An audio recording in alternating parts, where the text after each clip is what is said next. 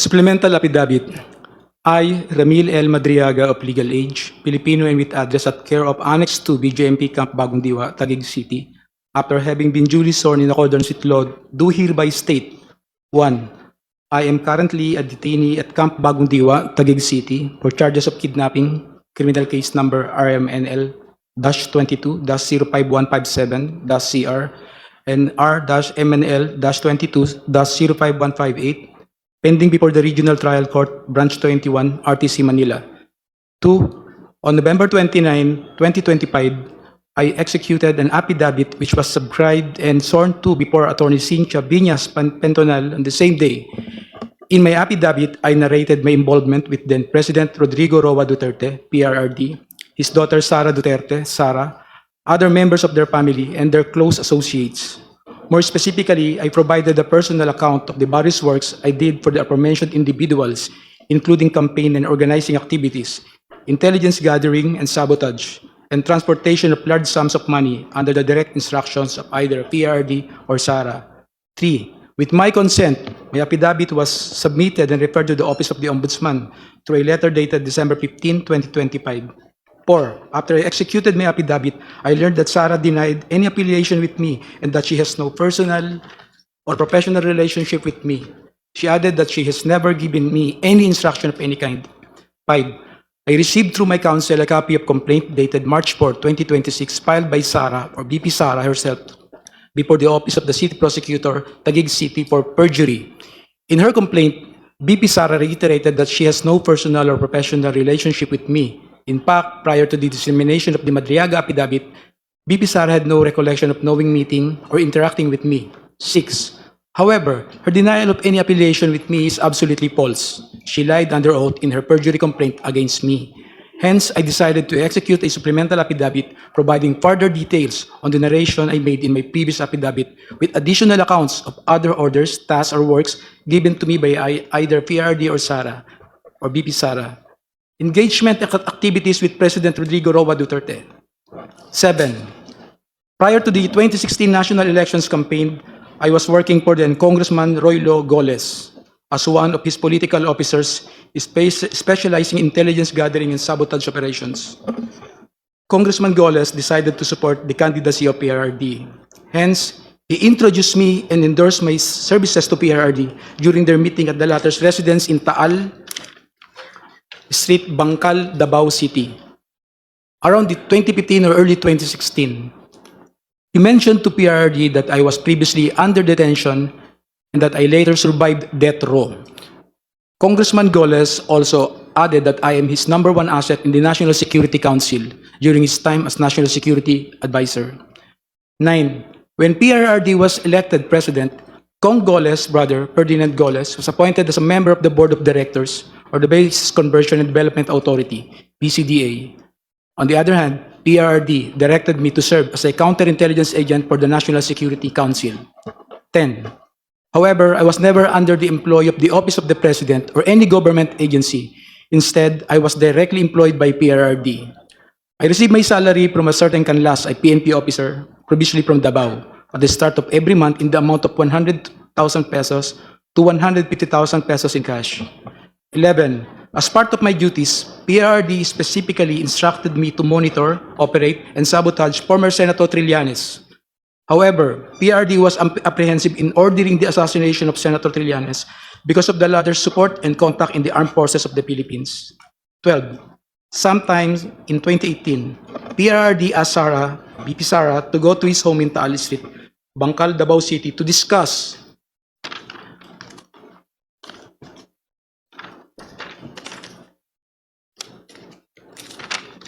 upcoming local elections in Davao City, where BP Sara was going to run for re-election as mayor. During this meeting, PRRD introduced me to Sara and told me, "Ram, ikaw na bahala kay Inday." Since then, I've frequently met and discussed with BP Sara, then Mayor Sara, regarding various matters. However, she gave me strict instructions that all conversations should be done as much as possible by call and minimize text messages. 13. Furthermore, PRRD also asked me to profile individuals associated with BP Sara, then again Mayor Sara, because she is his favorite among his children. PRRD wanted BP Sara in politics instead of Paulo Duterte Pulong and Sebastian Duterte Baste, who he characterized as Baliw and Bading, respectively. Number 14, sometimes in 2021, PRRD gave me 25 million to purchase high-end motorcycles for Sarah's use while she is in Metro Manila and other ordinary motorcycles for our group operations. 15, hence, I bought two 2021 model Harley-Davidson motorcycles from a dealership in Green Hills, EDSA for around 2,500,000 pesos, inclusive of accessories, and around 2 million pesos exclusive accessories, respectively. Both Harley-Davidson motorcycles were placed under the name of my son. I also purchased two 2021 model Ducati motorcycles from a dealership in Katipunan, Quezon City for around 3,500,000 pesos and around 2,300,000 pesos, respectively. In addition, I also bought accessories for these Ducati motorcycles in the total amount of 500,000 pesos. Both the Ducati motorcycles were placed under my name. 17. Lastly, I also purchased 7 Yamaha NMAX motorcycles for the operation of Initiative for Social Justice Innovation and Progress Pilipinas, or ISIP Pilipinas. The remaining money was distributed to my colleagues in ISIP Pilipinas. 18. All purchases of these motorcycles, including the aforementioned accessories, were paid in cash using the money given to me by PRRD. Custom magnetic lifter transaction with Attorney Manscarpio. Sometime in 2017 or 2018, PRRD told me to assist the husband of Sarah, Attorney Manasseh Manscarpio, regarding a problem with the Bureau of Customs. However, no specific details were provided by PRRD. Thereafter, Attorney Mans called me. We later decided to meet in front of a coffee shop in Burgos Circle in Bonifacio Global City, Taguig City. During our conversation, he asked me to assist in facilitating the release of what he called construction equipment, which was plugged and confiscated by the Bureau of Customs. Attorney Mans gave me a contact person, a female lawyer, to coordinate with it regarding the BOC problem. After 2 days, I went to the BOC to meet the female lawyer to discuss the release of construction equipment. This time, I learned that the construction equipment was actually magnetic lifters. The same were confiscated because it contained a large amount of shabu. However, the female lawyer informed me that it was difficult to release the same because it was a hot item. 22. I reported this to Attorney Mans and we meet again in the same spot in BGC, Taguig City. This was the last time we met regarding the issue. Later, I learned that the content of the magnetic lifters is at least 500 kilograms of shabu worth 4.3 billion pesos were mysteriously missing. Dummy accounts and bank transaction of PRD. Despite only earning 100,000 pesos or to 150,000 pesos from my services to PRD, millions of pesos went through bank accounts opened for me by close associates of PRD. I admit that during PRD's term as president, I served as a dummy for the transfer of large amount of money. These transfers were made through bank accounts that were opened under my name, which include but are not limited to the following: China Bank, Legazpi Village, Makati City; China Bank, Main Makati City; China Bank near the power station at Ayala, Makati City; PNB Makati Metropolitan Avenue Branch, Makati City; an unknown bank in Pasig City, Siraymudo. If I may interrupt, Mr. Madriaga, COMSEC, kindly continue flashing on the screen the pages of the affidavit from where the resource person is reading. And kindly speak closer to the microphone, Mr. Madriaga, Apo, please. Madam Chair. Thank you. Please continue. 25. However, I have never personally opened these accounts or appeared before the said banks to process any application in relation thereto. These were opened by people close to PRRD, who informed me that money will be transferred to these accounts for intelligence operation and for laundering. I was later instructed to sign an entire checkbook where the amounts and pays are left blank. I agreed to do this because at the time I had complete trust in PRD and his close associates. 26. On some occasions, PRD would call me to inform me that someone from the aforementioned bank would contact me to confirm a withdrawal or encashment of checks. There were also instances that where PRD would instruct me to personally visit the said banks to pick up the money and bring it to Malacanang or to the designated individuals. I distinctly remember that PRD directed me on 3 separate occasions to pick up 100 million from a bank inside the mall in Lubao, Pampanga, which were all delivered to Malacanang. On another incident, I was informed by PRRD that the two land bank managers' check which were to be delivered to one of our safe houses in Eastwood, Quezon City, in the amounts of 84,200,000 pesos and 4,800,000 pesos, respectively, were issued under my name. Copies of the two land bank managers' checks are hereby attached as Annexes A and A-1. 28. To prove the aforementioned allegations, I am willing to execute an affidavit, authorization, or any other document, and to perform all acts necessary for Committee on Justice of the House of Representatives or the courts to access the aforementioned bank accounts and all other bank accounts under my name. Term sharing and destabilization efforts. 29. Sometime in November 2021, PRD mentioned to me that Ferdinand Bongbong Marcos Jr. will run for the president while Sara will serve as his running mate. PRD added that a few months ago, BBM and Senator Amy Marcos visited him to discuss a possible alliance to the 2022 national elections. During this meeting, BBM was able to convince PRD to have Sara as BBM's vice president. However, they also agreed that by 2025, BBM will voluntarily step down to give way for a Sara presidency. After Sara took her oath as vice president, PRRD had a discussion with me with retired generals of the Armed Forces of the Philippines, where I was also present regarding all the possible scenarios for unseating BBM by 2025. In case he reneged on his promise, the general objective was to ensure that PBBM will only serve less than 4 years of his term as president, so that Sara, upon assumption to the presidency, will still be eligible for the presidency in 2028. 31. I remember that one of the plans considered was to sabotage BBM's administration by using some of BBM's own men, either recommended by PRRD for appointment or allied with the Dutertes, to reveal supposed corruption issues that will serve as a precursor for an impeachment for complaint. 32. In the event that BBM will not voluntarily step down or hand over the presidency to Sara, extraordinary measures of overthrowing BBM will be considered, which include assassination, mass resignation of government officials, civil disobedience, and even an armed assault of Malacanang Palace. It was also considered by PRRD to arrange assassination or armed hits of several government officials in order to cause massive civil unrest. The resulting civil unrest will be used as basis to organize a group of military officers to stage a coup.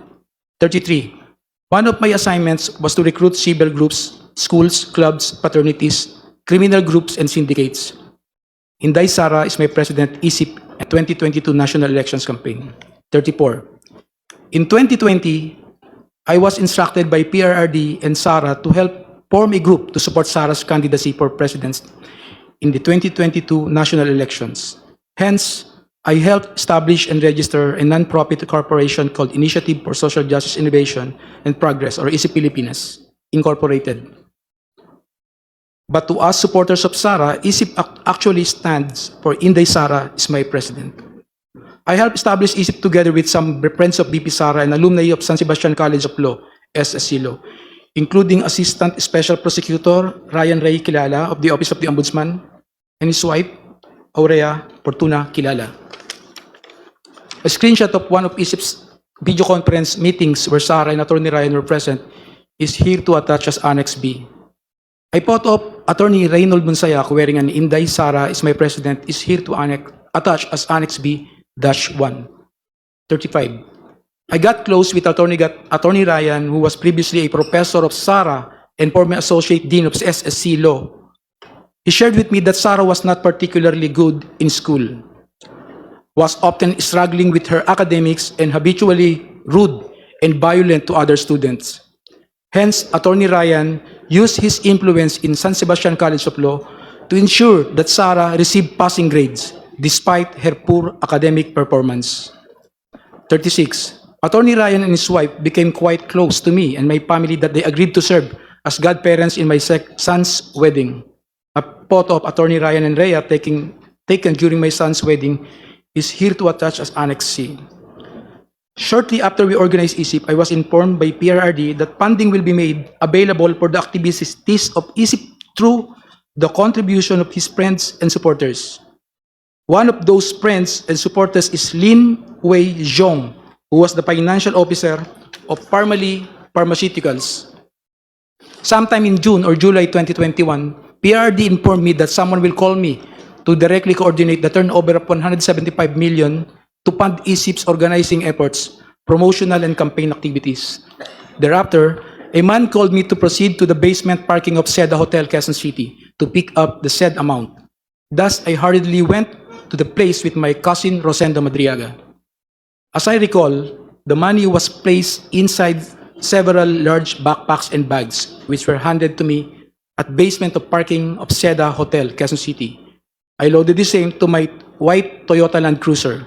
Lin Wei-xiong was present when I received the said amount together with two other individuals. He then asked me where will the money be used. I informed him that this will be used to fund election of Sara, to which he replied, good, good.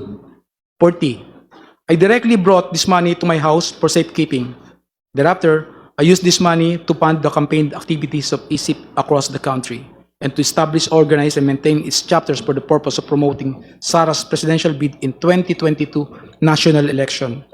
Some of these chapters include Quezon, Binangonan, Bicol, Antipolo, Quezon City, Zambales, Leyte. Photos of ESIP Pilipinas activities are here to attach as annexes D to D-7. 41. The expenses for the activities include costs for merchandise, travel, accommodations, rental fees for offices, lump sum distribution to identified leaders who in turn pledged to organize for Sara in their respective communities, and allowances of volunteers and organizers. However, upon the request of Attorney Ryan, I personally delivered 15 million to him in his office at the Office of the Ombudsman. From time to time, PRD would talk to me to check if there is still sufficient funding for ESIP. When the initial amount funding ran out, I promptly informed him and he directed me to get another 100 million pesos from Maestrado Lim, who we call Tanda, at the Hyatt Regency in Bonifacio Global City, Taguig City. The money was placed in several bags and were handed to me by Maestrado Lim. 43. I distinctly remember Maestrado Lim because he previously mentioned during one of our meetings in Davao City that he hated Filipinos in general, and Filipino businessman in particular, stating that peste yung mga Pilipino, yung mga businessman walang kwenta. Aside from Lin Wei-xiong and Maestrado Lim, I also remember that Michael Yang, a very close friend of PRD who was frequently in Malacanang, also provided financial support to ESIP Pilipinas. 45. On September 29, 2021, and despite our extensive campaign activities, I was informed by Sara that she will no longer run for president and will instead run for as BBM's vice president in 2022 elections. This decision caused deep frustration among the members of ESIP. Hence, we organized a video conference with Sara where I personally asked her to reconsider her decision, as we have already poured some substantial effort toward promoting her candidacy for president through ESIP. During our video conference, I also noticed the painting I personally gave her as a gift. A screenshot of our video conference is here to attach as Annex A. 46. On the same day, I posted the screenshot of our video conference of my Facebook account with the caption, just telling her I cannot vote intelligently without her name on the ballot. Neither can go out and vote wisely unless the same Inday Sara Duterte Carpio appears as a candidate in the 2022 presidential race, ESIP Pilipinas. A printout of the Facebook post dated September 29, 2021 is here to attach as Annex F. Mr. Madriaga, would you like to drink water first Yes, Your Honor. If I to may. give you some relief? This is quite a lengthy affidavit. Please provide him some water. Thank you po, Madam Chair.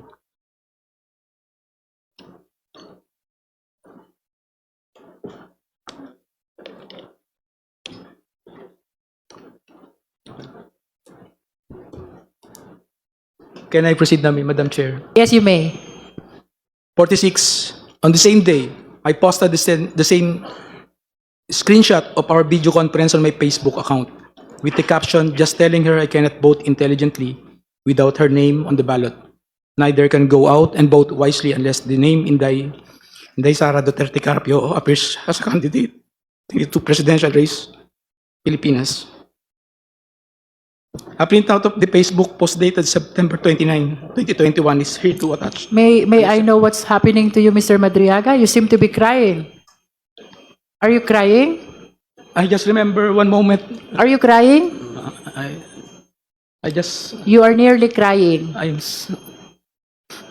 May I just put it on record that while reading these portions of the affidavit, the resource person, Ramil Madriaga, is breaking into tears. Can we go back to where you felt frustrated and you're nearly crying? Which part of your affidavit is that? Can we go back to that? number 46 po, Madam Chair. Number 46. Let's go back to number 46. Okay, you may read from 46, Mr. Madriaga. On the same day, I posted the screenshot of our video conference on my Facebook account with the caption just telling her, I cannot vote intelligently without her name on the ballot. Neither can go out and vote wisely unless the name Inday Sara Duterte Carpio appears as a candidate in the 2022 presidential race. Would you like 47. to say something No, about why you are crying on this part of the affidavit? hindi naman, malungkot lang po, Malungkot. Okay, please proceed.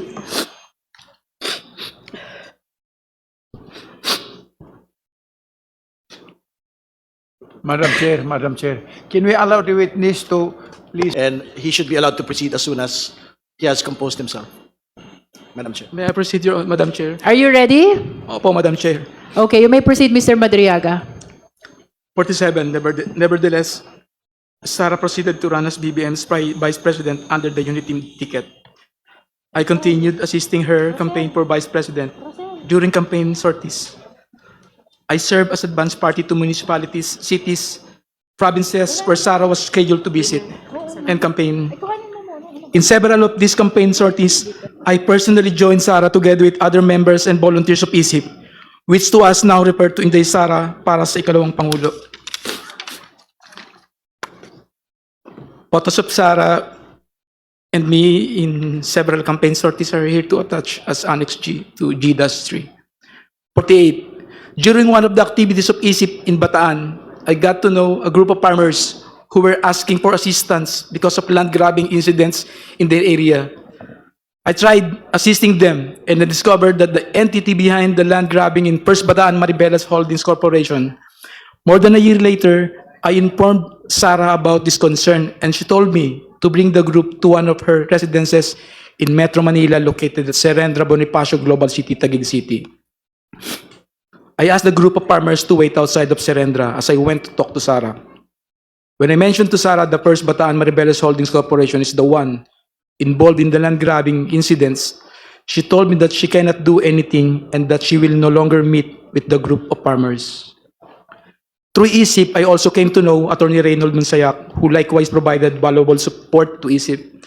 In recognition of his efforts, ISIP awarded him a certificate of recognition and appreciation at Nomu Bashu, Thomas Morato, Quezon City. Attorney Monsayak was later appointed as the spokesperson of the Office of the Vice President. A copy of the certificate of recognition and appreciation dated June 29, 2022 is here to attach as Annex H. Number 51. The certification of recognition and appreciation was handed by Attorney Ryan to Attorney Monsayak at Nomu Bashu, Thomas Morato, Quezon City, where I was also present. A photo of Attorney Ryan handing the certification of recognition and appreciation to Attorney Monsayak is here to attach as Annex I. Election of Sara as Vice President and OBP confidential funds. Number 52. After the election of Sara as Vice President, she invited me to attend her inauguration at the San Pedro Square, Davao City on June 19, 2022. A photo of Sara and me during her inauguration in Davao City is here to attach as Annex J. A photo of an email thanking me for my attendance during her inauguration in Davao City is here to attach as Annex J-1. Number 53. I was then tasked to provide security intelligence work through the formation of Vice Presidential Security and Protection Group. During this time, I introduced and recommended Colonel Dennis Nolasco, one of my best students in the Presidential Security Group.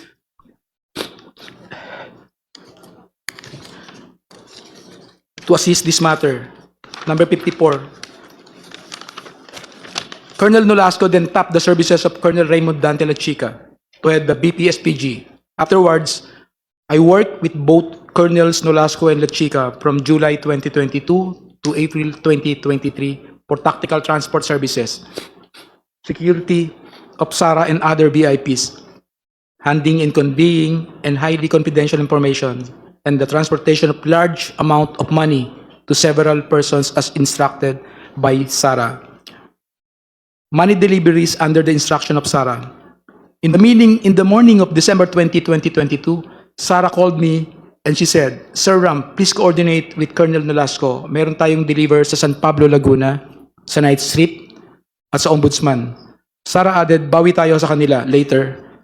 Later, I received a text message from her indicating the places of delivery, which include San Pablo, Laguna, Night Street, Office of the Ombudsman, and the corresponding contact numbers.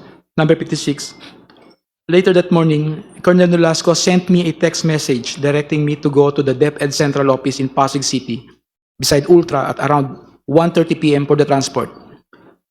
Transport is a shorthand for delivery or transportation of large sums of money between Colonel Nolasco and me upon the instruction of SARA. After receiving the text message, I hurriedly prepared and went to the DepEd Central Office together with 4 other individuals: Richard Babagay, Arman Villanueva, a certain Chip, and a certain Ruel.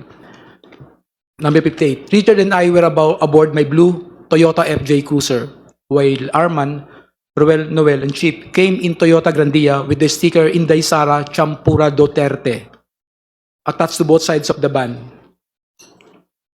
Richard was driving my blue Toyota FJ Cruiser and Chip was driving the Toyota Grandia. A photo of the Toyota Grandia with the sticker Inday Sara Champura Duterte on both sides of the van is here to attach as Annex K. A photo of my blue FJ Cruiser is here to attach as Annex K-1. Number 59. As we parked my Toyota FJ Cruiser near the main entrance of DepEd, Colonel Nolasco appeared from the main entrance and approached our vehicle. I alighted to the vehicle to meet Colonel Nolasco and we talked while we waited for the arrival of Colonel Lachica. He mentioned that they will also provide a red Mazda sedan, which will be used to deliver the money to the office of the Ombudsman. At around past 3 or 4 p.m., 2 government vehicles with red plates entered the DepEd compound, and then Colonel Nolasco told me, "Ayan na, ayan na." Colonel Lachica appeared with a lady who I later learned to be Special Disbursement Officer Gina Acosta.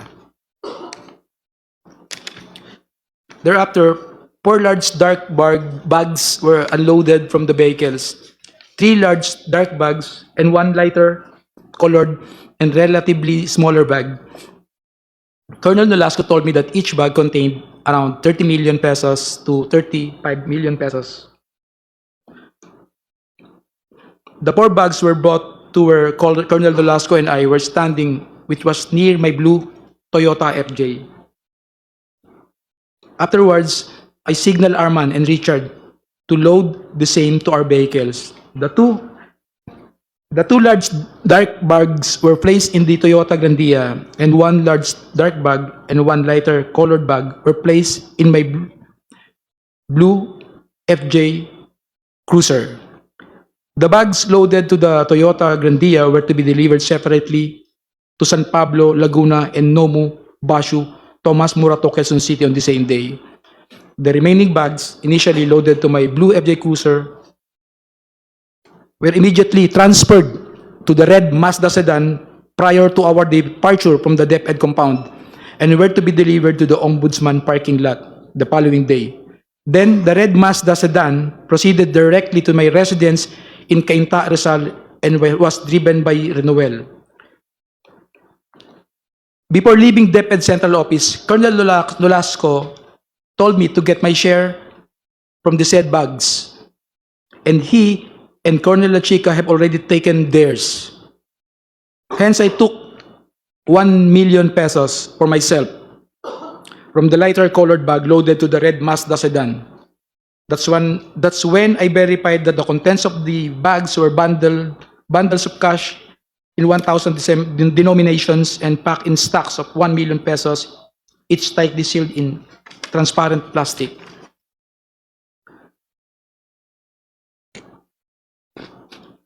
We, Blue Toyota FJ Cruiser and Toyota Grandia, left DepEd Central Office past 5 p.m., heading to San Pablo, Laguna. As we approached Laguna, I called the contact number provided by Sarah, informing the designated recipient that we are on our way. However, I was directed to proceed to Cabuyao, Laguna instead. We arrived in Cabuyao, Laguna past 8 p.m. and were then instructed to proceed to an area inside the industrial park to meet individuals who were designated to receive the first bag for a politician in Laguna. As we approached the designated place, I can clearly see from our vantage point an SNR membership shopping establishment. Upon arrival, I immediately saw 3 persons standing in wait beside the dark sports utility vehicle. One of them proceeded to the Toyota Grandia and took one of the bags. We immediately left after the delivery of the first bag. 65. Thereafter, we proceeded to Nomu Bashu, Tomas Morato, Quezon City, a comedy bar we call the Night Strip, frequented by SSC Law alumni including Attorney Ryan and Attorney Monsayak. 66. I'm quite familiar with Nomu Bashu because I previously visited it several times in relation to my work with Sara and ISIP Pilipinas. In fact, this is the same place where ISIP gave Attorney Monsayak a certification of recognition and appreciation. We arrived at Nomu Bashu around 12 midnight. I went inside the establishment with Arman, who was carrying the second bag.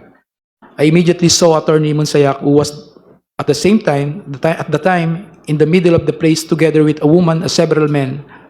When he saw me, he stood up and signaled for us to go upstairs. We then proceeded to the stairs leading to the second floor. Arman walked ahead of me while I followed him. Before I got to the second floor, I saw a man who came out of the room and received the bag from Arman. After that, we proceeded to exit the premises, and as I was passing near the table of Attorney Monsayak, I looked at him and he nodded.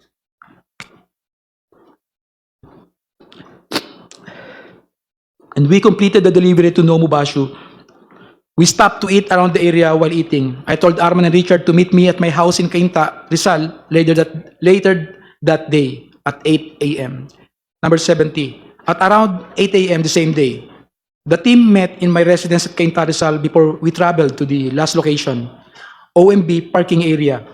This time, however, we only used my blue Toyota FJ Cruiser and the red Mazda sedan, where the remaining 2 bags were previously placed. We left my residence at around 8:30 a.m. Richard was driving my blue Toyota FJ Cruiser, while Arman and another person, Noel, and he brought along were aboard the red Mazda sedan.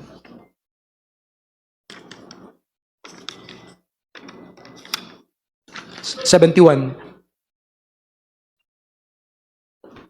When we arrived, the guard gave a signal directing us to park in a specific area in the Ombudsman parking lot. We proceeded to the specific area and parked red Mazda sedan, where the remaining 2 bags of money were placed.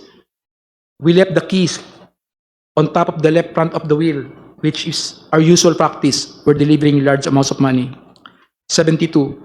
Previously and upon direct instructions of PRD, Sarah, I've also delivered money to Ombudsman Samuel Martires or Attorney Ryan, which I usually place inside an open trunk of a designated car. Number 73.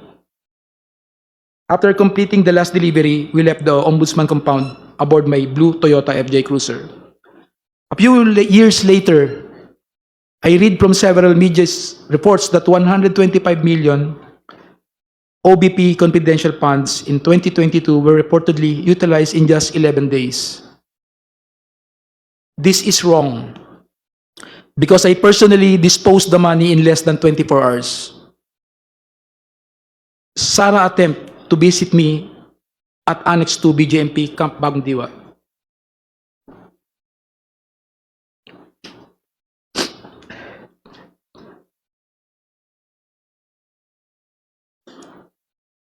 You can Members- drink some water, Mr. Yes. Madriaga. Yes, if Drink some water.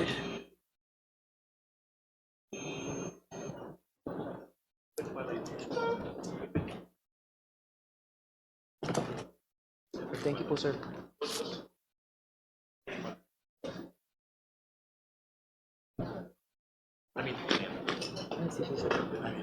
Issue.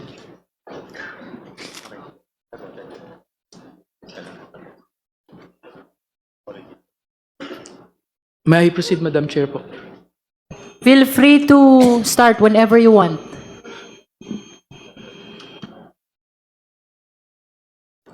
Number 74. A few years later, I read from several media reports that the 125 million pesos OBP confidential funds in 2022 were reportedly utilized in just 11 days. This is wrong because I personally disposed the money in less than 24 hours. Sarah's attempt to visit me at Annex 2, BGMP Camp Pagundiwa. Number 75. Sometime in October 2025, after I got arrested for alleged kidnapping, I was called by Jail Warden Jose Marie Sabiniano in his office. As I made my way to the office of Jail Warden Sabiniano, I was surprised to see Sarah through the metal railings of the passageway. She smiled and waved at me. Number 76. When I entered the office of the Jail Warden Sabiniano, he asked me if I know Attorney Joyce. I replied, Joyce dapat, and Jail Warden Sabiniano handed me a phone. When I said hello, I recognized the voice of Sarah, and she asked me about my well-being and conditions inside the detention facility. She was also apologetic for failing to do something or assist in my ongoing criminal case. 77.